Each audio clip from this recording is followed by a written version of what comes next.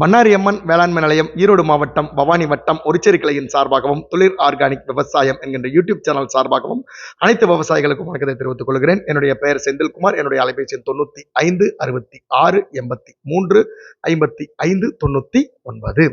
இன்னைக்கு பார்த்தோம் அப்படின்னா தஞ்சாவூர்ல இருந்து ஒரு விவசாயி சங்கத்தினர் நம்ம நோக்கி வந்திருக்காங்க. சார், உங்களை அறிமுகப்படுத்துங்க. தஞ்சாவூர் மாவட்டம் பாபநாசம் தாலுக்கா தட்டுமால் படுகை கிராமத்திலேருந்து வந்திருக்காங்க. நான் இப்போ கொள்ளிடம் படுகை விவசாயிகள் சங்கம் பொறுப்பாளராக இருக்கேன். நான் தென்னைக்கு மீன் அமிலம் கட்டுறது சம்மந்தமாக சாரை பார்க்க வந்தேன். சார், உங்களை அறிமுகப்படுத்துங்க. வணக்கம். நான் கொங்கு ஸ்போர்ட்ஸ் கிளப் திருப்பூர் அந்த இதில் ஸ்டேட்டில் மேனேஜராக ஒர்க் பண்ணிகிட்ருக்கேன். எனக்கு தஞ்சாவூர், நான் இங்கே ஒர்க் பண்ணிகிட்ருக்கேன். என் பேர் கவிக்குமார். கருப்பூர் தட்டுமால் படுகையில் தென்னை மரம் இது விஷயமா என்னோட நண்பர். அது விஷயம் பார்த்து பேசுறதுக்காக வந்துருக்கேன். சார், உங்களுக்கு யார் சொன்னாங்க, எதுக்காக வந்திருக்கீங்க அப்படிங்கிற மட்டும் சார், எனக்கு கோயம்புத்தூரில் ஒரு நண்பர் மூலிமா சாருடைய வீடியோ எனக்கு அனுப்பிச்சி விட்டுருந்தாங்க. அவங்க சாருடைய இதை அவங்க செயல்படுத்தி பார்த்ததுல ரிசல்ட் ரொம்ப நல்லா இருக்கு அப்படின்னு சொல்லிட்டு என்கிட்ட சொன்னாங்க. அதனால சாரை நேரில் போய் பார்த்து உங்களுடைய இதை நீங்கள் தெரிஞ்சுக்கங்க அப்படின்னு சொல்லிட்டு சொன்னாங்க. அதனால தான் அதுக்காகத்தான் முன்னிட்டு நான் தஞ்சாவூர்ல இங்கே சாரை பார்க்கறதுக்காக இங்கே வந்திருக்கேன். ரொம்ப சந்தோஷம் சார். தஞ்சாவூர்லேருந்து இவ்வளோ தூரம் வந்திருக்கீங்க, ரொம்ப சந்தோஷம், மன நிறைவு. நான் மாறுறேன், அதுக்கப்புறம் எங்கள் சங்கத்தை மாற்றுறேன், அப்படிங்கிற இயற்கை விவசாயத்துக்கு மாற்றுறேன் அப்படின்னு சொல்லியிருந்தீங்க. ஃபஸ்ட்டு நம்மளுடைய தோட்டத்தில் நம்ம அதை இந்த ரிசல்ட்டை நம்ம கொண்டு போய் காமிச்சோம்னா, அதுக்கப்புறம் மற்ற சங்க உறுப்பினர்கள் எல்லாரையும் நம்ம தோட்டத்துக்கு வர சொல்லி அவங்களும் இதை நல்லா பார்த்துட்டாங்கன்னா, அவங்க இன்னும் கொஞ்சம் நல்லா நம்பிக்கையோட இதில் முழுசாக ஈடுபட்டு அவங்க நல்ல ரிசல்ட்டுக்கு அவங்களுக்கு கிடைக்கிறதுக்கு வாய்ப்பு இருக்குது. அதுக்கு நம்ம ஒரு முன்னுதாரணமாக இருக்கலாம் அப்படின்னு சொல்லிட்டு தான் சார் நான் முதல்ல வந்திருக்கேன். சார், நீங்கள் ஸ்போர்ட்ஸ் கிளப்பில் இருக்குன்னு சொன்னீங்க சார். இப்போது ரசாயன உரங்கள் பயன்படுத்திட்டு இருக்காங்க, பல விதமான பக்க விளைவுகள் வந்துட்டு இருக்கு.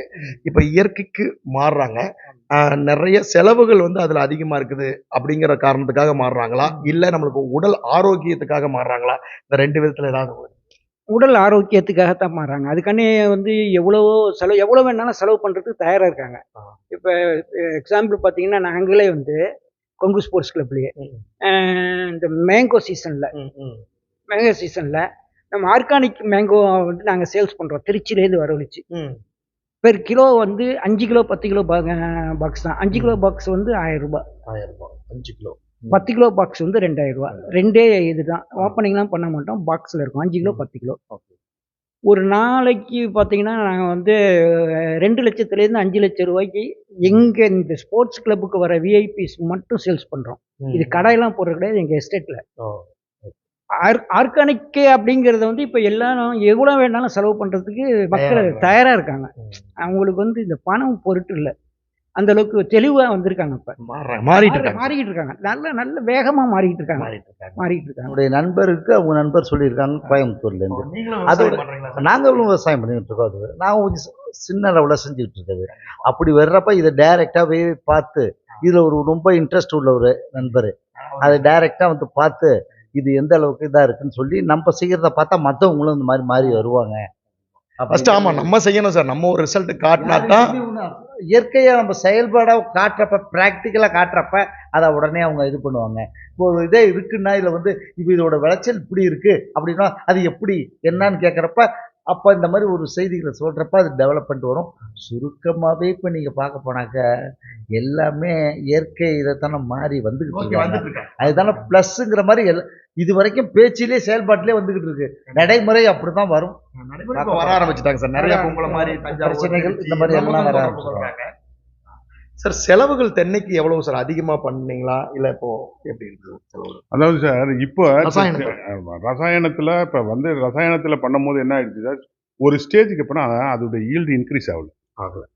அது அப்படியே நின்றுடுச்சு.